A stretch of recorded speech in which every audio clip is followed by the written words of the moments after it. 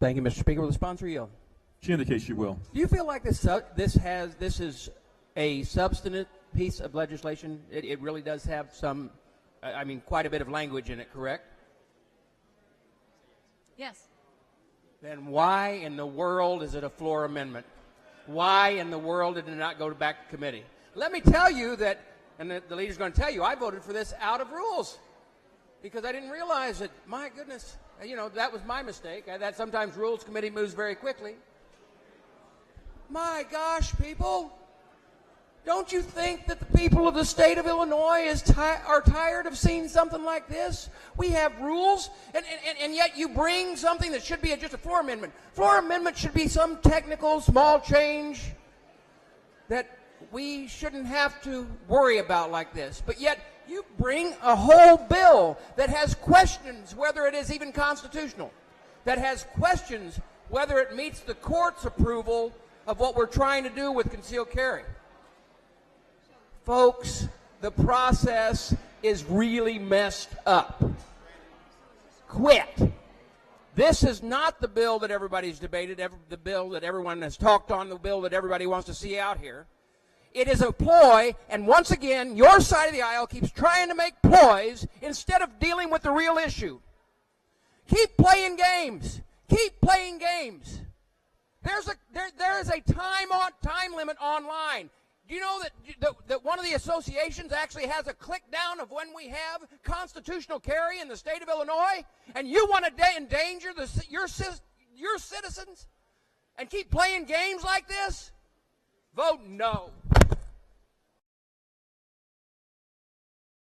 A lot of talk in this room about the Constitution and what's constitutional, but the last time I looked around, there's not one single constitutional scholar sitting in this chamber. So why don't we stop with all the nonsense and talking about what's constitutional and what's not constitutional and get to what's actually in the bill and about what our Supreme Court, the actual scholars, have said. And it was just in the last week that the New York law was up in front of the Supreme Court of the United States, and the Supreme Court of the United States had the chance to take the NRA's appeal of the Second Circuit's opinion upholding May issue. And you know what the Supreme Court did? The Supreme Court decided not to hear the case because they were fine with the Second Circuit's opinion upholding May issue. That is the only opinion we have on the books from constitutional scholars. The Supreme Court declined to hear the case. So all of this nonsense, and it's absolute nonsense and two-facedness from the other side of the aisle, and I don't say this lightly, it's nonsense. It's nonsense, sir. It's nonsense. It is absolute nonsense. You know what? You can scream all you want. The House will be in order. But the House will be in order. The House will be in order. Representative Bost, you're not recognized.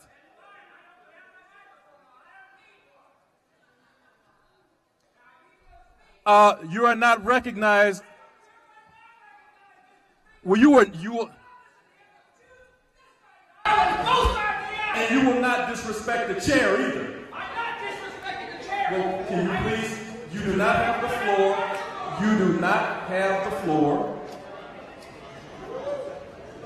And Representative Drury does have the floor. I would not allow that if someone was doing it to you. And I would not allow you doing it to him. Representative Drury. Thank you. So here's my point, members. We don't want someone like that carrying a concealed weapon.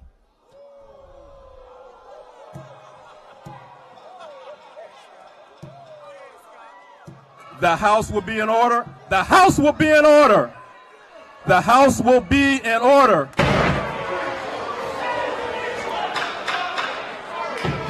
The next will call the doorkeepers. The House will be in order. Representative, the House will be in order. Representative Drury, I would wish that you would give your testimony, but give it in such a way that you are respectful to everyone in this House.